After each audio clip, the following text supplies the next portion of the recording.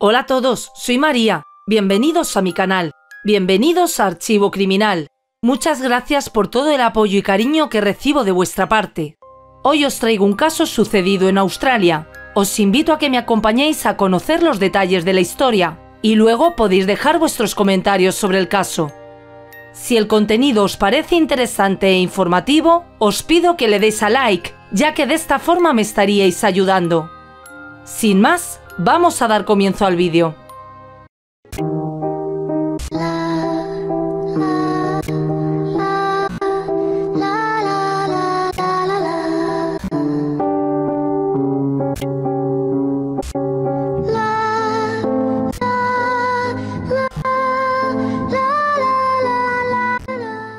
Sucedió en Australia en el año 2016. Al centro oeste de ese país, en la ciudad de Brisbane, vivía Brittany Jada Dwyer, de 19 años. Brittany nació en una familia normal. Su padre Aaron era constructor, la madre Tonya se ocupaba de atender el hogar y tenía un hermano mayor, Ryan. Durante su infancia, la familia de Brittany viajaba con frecuencia hasta Adelaida, a unos 2000 kilómetros de Brisbane, para visitar a los abuelos maternos de la niña, Robert Whitwell y su esposa Joyce. No existen mayores referencias de su infancia, pero según su Facebook, cursó sus estudios de nivel medio en el Trinity College, en Benleigh, una institución católica.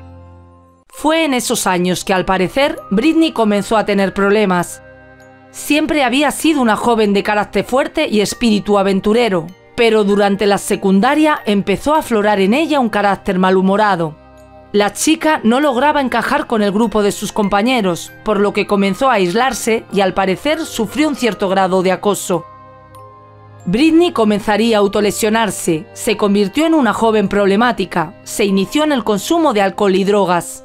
Sus publicaciones en las redes sociales comenzaron a tornarse bastante oscuras, reflejando de alguna forma la tormenta que se desarrollaba en su mente. Finalizando la secundaria, Brittany conoció a una alma gemela, otra joven renegada de 19 años llamada Selby Lee Angie Holmes. Según contaría más tarde Tonya Dwyer, la madre de Brittany, ambas jóvenes estaban inmersas en un mundo en el cual hablaban de temas macabros. Intercambiaron alrededor de 19.000 mensajes en 2 años en los que se referían a matar gente, cortar cuellos, fiestas rave y hacían cosas extrañas con sangre y cuchillos en cementerios. Tan pronto Brittany cumplió los 18 años, se mudó a vivir con Selby. Es muy posible que la idea le haya parecido perfecta, alejarse de la supervisión familiar y poder vivir la vida a su manera y sin límites. Pero eso también implicaba cooperar con los gastos de alquiler de la vivienda que compartían y de la alimentación.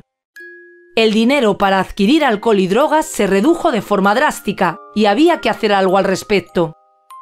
Fue en ese momento que Brittany recordó haber escuchado a su abuelo, Robert Whitwell, contarle a su hija que guardaba una importante cantidad de dinero en el cobertizo de su casa, unos $100.000. Por aquella época, Robert vivía solo en su casa en Adelaida. Lamentablemente, su esposa Joyce había desarrollado un problema de demencia y estaba internada en una residencia de ancianos donde era atendida. A lo largo de su vida, Robert, como muchas personas, no confió en los bancos, por lo que fue reuniendo ahorros para su vejez y los tenía escondidos en su vivienda, donde sentía que estaban lejos de los vaivenes económicos y posibles malas intenciones de los banqueros. Brittany y Selby pensaron que no sería difícil robarle a un señor tan mayor, por lo que urdieron un plan para hacerse con los ahorros de vida del abuelo Robert. Con esa idea en mente, un día emprendieron el largo viaje hasta la casa de Robert Whitwell, en Adelaida. Ahí se estacionaron a esperar que el hombre saliera del lugar para poder ejecutar su plan. Efectivamente, la espera rindió sus frutos, y tras ver salir y alejarse a Robert, ambas jóvenes treparon la cerca de la casa y se dirigieron al cobertizo. Pero de pronto unas luces de seguridad se encendieron y el perro del vecino comenzó a ladrar como loco. Las chicas entraron en pánico y lo más rápido posible salieron del lugar, subieron al vehículo y se marcharon con las manos vacías.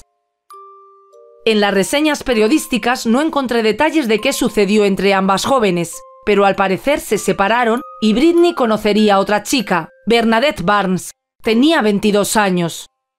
Esta nueva amiga de Britney también estaba en un mundo de problemas. Había tenido una hija muy joven y a los 17 años perdió la custodia de la menor y siguió un camino desenfrenado en su vida.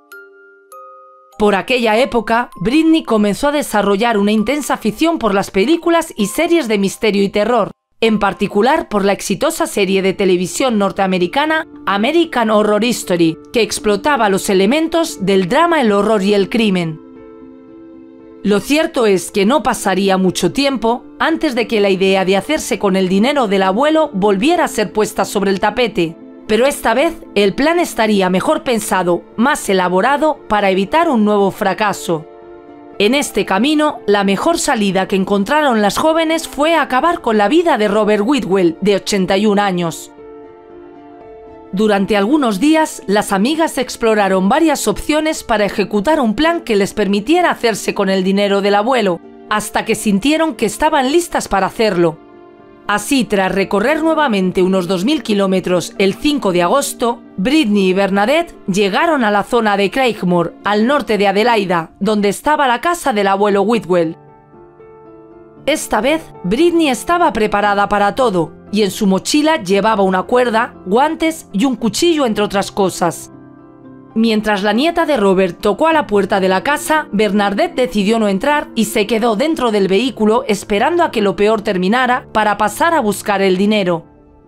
Anteriormente, Barnes habría dicho que quería entrar para ver y ayudar a Britney a acabar con su abuelo, pero al final decidió permanecer en el coche y mientras tanto ocupó su tiempo en maquillarse.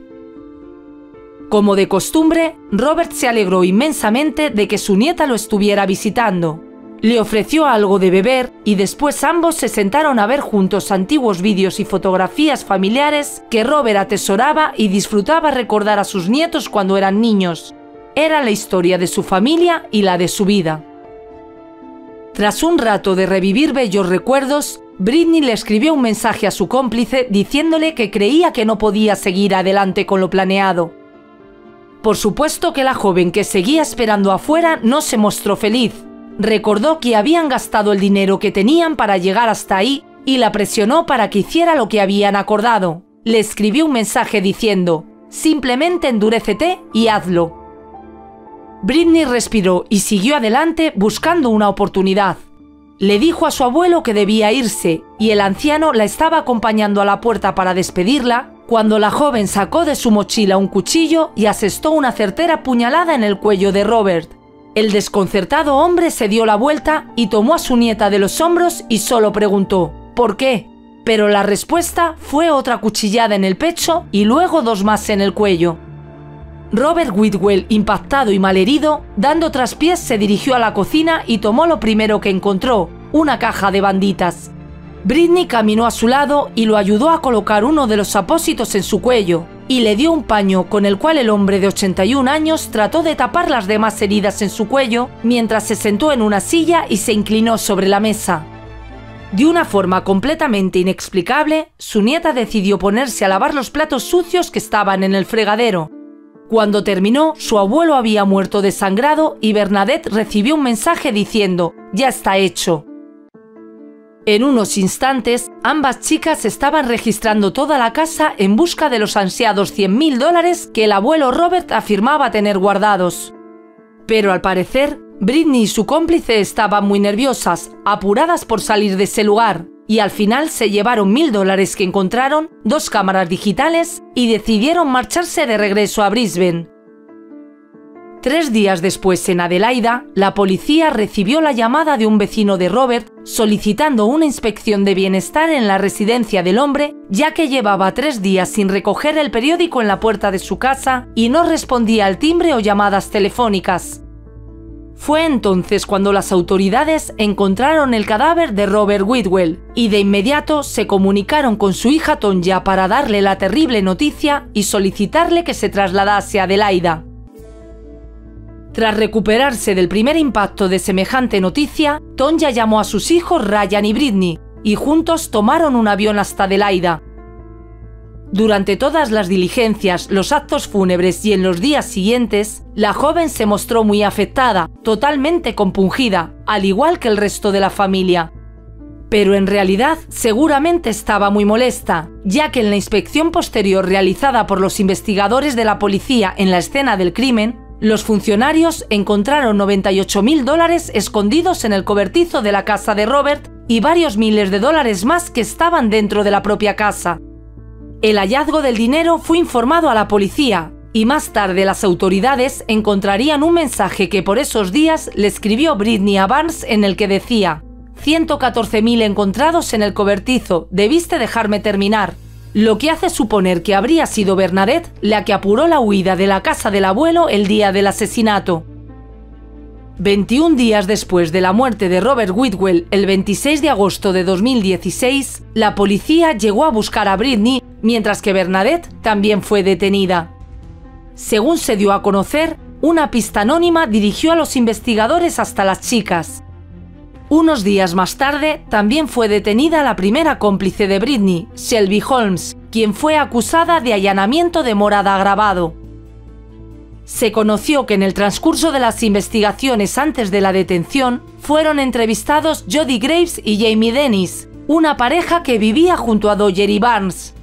Jody afirmó que tras regresar de Adelaida después de haber asesinado a su abuelo, Britney le comentó de la nada que su tío había muerto en Perth en una invasión a su hogar. Por su parte, Barnes, en conversación con Jamie, le confesó que el viaje que habían realizado a Adelaida había tenido como propósito robar al abuelo de Britney y que ésta le dijo que iba a matar a su abuelo, pero ella pensó que estaba bromeando y le pidió que no le dijera nada a nadie. Obviamente trataba desde ese momento de cargar toda la culpa sobre Britney en el caso de que fueran capturadas, como efectivamente sucedió poco después. El caso del frustrado intento de robo con Shelby sería el primero en ser tratado en los tribunales. Al comparecer ante el Tribunal de Magistrados de Adelaida con la finalidad de solicitar una fianza, se conoció que al parecer en esa oportunidad Shelby y Britney estuvieron algunos días vigilando la casa del abuelo Robert buscando un momento oportuno para entrar. El representante legal de Shelby informó acerca de unos mensajes que ésta había cruzado con Britney, en uno de los cuales Shelby escribió: «Me dijo hola, es adorable», a lo que Britney respondió: «No te encariñes con él, podría tener que morir».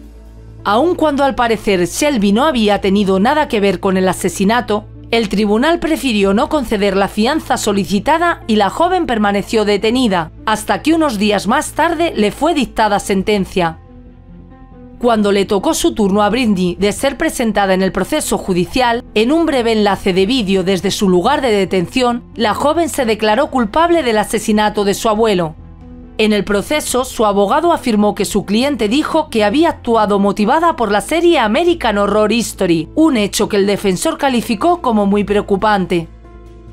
Al haberse declarado culpable, a la defensa solo le quedó pedir indulgencia al juez al momento de determinar el periodo de obligatorio cumplimiento antes de poder solicitar beneficio de libertad condicional, tomando en cuenta su corta edad, ya que según esgrimió el abogado, ella tenía 19 años en ese momento. Tenemos una mujer muy joven. Por otra parte, el tribunal escuchó las conclusiones de los especialistas en salud mental que tuvieron la oportunidad de entrevistar a Britney y que determinaron que la chica tenía problemas psicológicos significativos y sufría de un trastorno límite de la personalidad, una condición que en líneas generales afecta la manera en la cual una persona piensa y siente sobre sí mismo y acerca de los demás, lo que causa problemas para insertarse de forma adecuada a la vida cotidiana. Las personas con este trastorno mental sufren de una ira desmesurada, impulsividad y frecuentes cambios de ánimo. En el último momento de su presentación, el abogado defensor de Britney afirmó que la joven le dijo al psiquiatra que su abuelo pudo haber abusado sexualmente de ella cuando era niña. Britney habría afirmado que tenía flashes de posibles recuerdos al respecto, pero que no estaba segura de si eran reales o no. Ante esta aseveración, el fiscal del caso sostuvo que se trataba de una afirmación muy desagradable, que no tenía fundamento en ningún otro material. El representante de la fiscalía sostuvo que este hecho nunca fue planteado como un motivo en ningún momento de la investigación, agregando que en su opinión el tribunal tendría derecho a inferir, con la ausencia de evidencia de la señora Dodger sobre esto, que es simplemente un invento diseñado para dar una explicación de por qué actuó como lo hizo.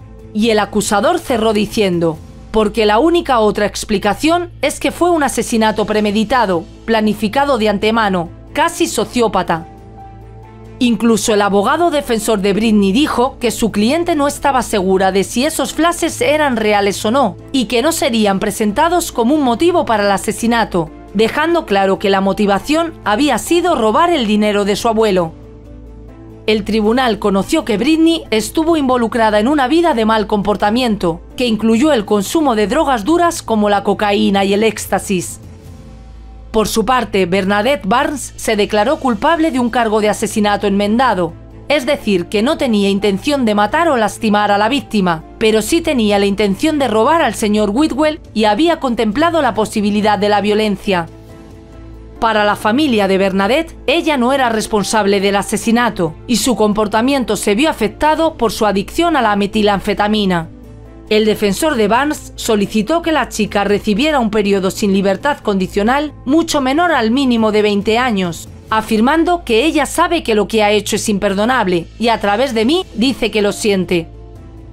Finalmente, el defensor de Bernadette relató a la corte que la acusada tenía una hija pequeña y no era ciudadana australiana, por lo que cuando fuera liberada sería deportada a Nueva Zelanda. Antes de que el juez dictara sentencia en estos casos, los familiares de la víctima tuvieron la oportunidad de brindar sus declaraciones de impacto, que fueron leídas por el fiscal Jim Pierce. Las declaraciones de Ryan se dirigieron a su hermana diciendo: «Hubo innumerables momentos en los que podrías haber confesado, pero en lugar de eso elegiste traicionarme a mí, a tu propio hermano». El malestar y la angustia que ambas han arrojado sobre las familias Whitwell y Dodger es imperdonable. Ryan solicitó la pena máxima para su hermana y su cómplice.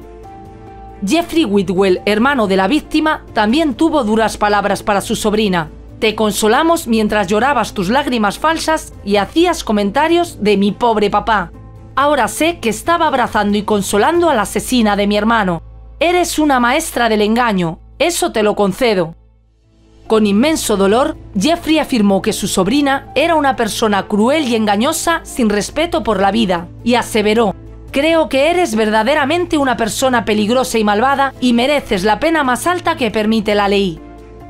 Pero las palabras más fuertes provinieron de la declaración de Tonya, la hija de la víctima y madre de la asesina, quien afirmó que la tristeza la consumía, y sostuvo: «Desde que ocurrió este crimen, he estado en una montaña rusa de emociones, conmoción, dolor, ira y tristeza.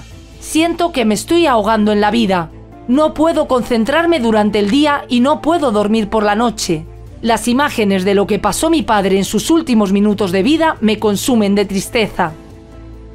Tonya Dodger también tuvo palabras para recriminar a Shelby Holmes diciendo: «Mi esposo y yo confiamos en ella para ir y venir de nuestra casa. La llevamos a cenar en ocasiones especiales. ¿Cómo es que todavía puedes pasar momentos de amor con tu padre y yo tuve que enterrar al mío?». Finalmente, Tonya afirmó que aún estaba buscando una justicia apropiada para su padre. Mientras fueron leídas las desgarradoras declaraciones familiares, Britney Dodger no mostró ninguna emoción. La audiencia de sentencia se llevaría a cabo en noviembre de 2017. Y antes de que el juez revelara el futuro de Britney y Bernadette, la nieta de la víctima hizo una declaración leída por su abogado en la que finalmente pidió disculpas afirmando: «Lo siento y lo cambiaría todo si pudiera». Su abogado sostuvo que su representada estaba angustiada y que sabía que pasaría los próximos 20 años bajo custodia, y eso es un tiempo increíblemente largo para alguien que acababa de cumplir 20 años. El defensor de Britney cerró diciendo: «Ella sabe que a través de sus acciones ha perdido a su abuelo, a toda su familia y ahora a su novia, que no admitirá que eran pareja», refiriéndose a unas declaraciones dadas por Shelby Holmes en las que negó que sostuvieran una relación lésbica. Al final, fue el turno del juez Nicholson para pronunciarse y afirmó que la edad de Britney era la única atenuante para la sentencia, dado lo planificado e insensible del asesinato. El magistrado resaltó que Britney tuvo una buena crianza, buena educación y una buena familia, y señaló que haber llegado hasta la edad de 18 años y haber pasado de 0 a asesinato premeditado en estas circunstancias solo por las razones que tenía, sugiere una persona muy preocupante, agregando que eso va en contra de la clemencia que normalmente se consideraría para alguien tan joven y con mucho tiempo para rehabilitarse. Refiriéndose a las declaraciones de impacto de los familiares de las víctimas, el magistrado resaltó que las mismas personas gravemente afectadas por la muerte de Robert Whitwell estaban simplemente destrozadas por el hecho de que la responsable fuera su nieta. Nicholson, refiriéndose a Britney, sostuvo que su interés antinatural en la violencia y ver morir a la gente y la codicia por el dinero son factores contribuyentes, agregando que no confiaba en que la joven tuviera la estructura emocional o la capacidad para estar verdaderamente arrepentida. En conclusión, el juez condenó a Britney Dodger a cadena perpetua con un mínimo de 21 años para ser elegible a libertad condicional, pero agregó que una eventual liberación supervisada estaría condicionada a que la joven demostrara en ese momento un progreso significativo en su rehabilitación. El magistrado agregó 6 meses más de prisión por el cargo de entrada ilegal grave agravada. Nuevamente, Britney se mostró imperturbable al escuchar su destino. Bernadette Barnes fue sentenciada a cadena perpetua con un mínimo de 13 años y medio para poder optar a la libertad condicional. En una audiencia llevada a cabo meses antes, ya Shelby Holmes había recibido una sentencia suspendida de 17 meses de prisión. La sentencia quedaba suspendida con la condición de que la joven se comportara bien durante 3 años. De no ser así, cumplirá sus 17 meses en la cárcel. Finalizado el triste proceso judicial y a su salida de la audiencia de sentencia, el hermano de la víctima, Jeffrey Whitwell, se detuvo a hablar con los medios a las puertas del juzgado, donde alabó el trabajo del juez y afirmó que sentía que la condena fue justa. Aseguró que fue un momento muy difícil, pero sostuvo lo siguiente: nos apoyamos unos a otros, estamos allí el uno para el otro como familia, y solo tenemos que saber ahora y alegrarnos de que todo haya terminado y podamos cerrar y dejar que comience la curación y seguir adelante. Pero un trauma familiar de estas dimensiones es muchas veces difícil de superar para todos los miembros de la familia. Se conoció que los padres de Britney acabarían divorciándose y la abuela Joyce también falleció poco después del asesinato de su esposo. Creo que buscar una razón única para explicar el crimen perpetrado por Britney Dodger resulta inútil, ya que lo más probable es que se haya tratado de la conjunción fatal de muchos factores: las drogas, el alcohol, problemas mentales, malas compañías y hasta la afición por la serie American Horror Story que desencadenaron este trágico final, en el que no solo una joven estará presa por un mínimo de 21 años, sino que toda una familia deberá superar un trauma muy difícil para seguir adelante y reconstruir sus vidas. En lo que respecta a la influencia de la violencia en la televisión, los estudios aún presentan resultados contradictorios y los investigadores no llegan a una conclusión definitiva. Por el momento parece existir más evidencia de que la exposición a imágenes violentas aumenta la posibilidad de fomentar comportamientos agresivos en la etapa infantil, dada la menor capacidad de los niños de diferenciar entre la realidad y la ficción. Pero cuando se trata de adolescentes, los resultados no son tan claros. Bueno, y hasta aquí la historia de hoy. Me gustaría que dejes tu comentario u opinión. ¿Qué opinas de este terrible suceso? Antes de irte, te pido que dejes un me gusta, y si este contenido es de tu interés, suscríbete si aún no lo estás, y activa la campanita para seguir los contenidos que voy subiendo al canal, ya que trataré de seguir subiendo varios vídeos por semana. ¡Saludos!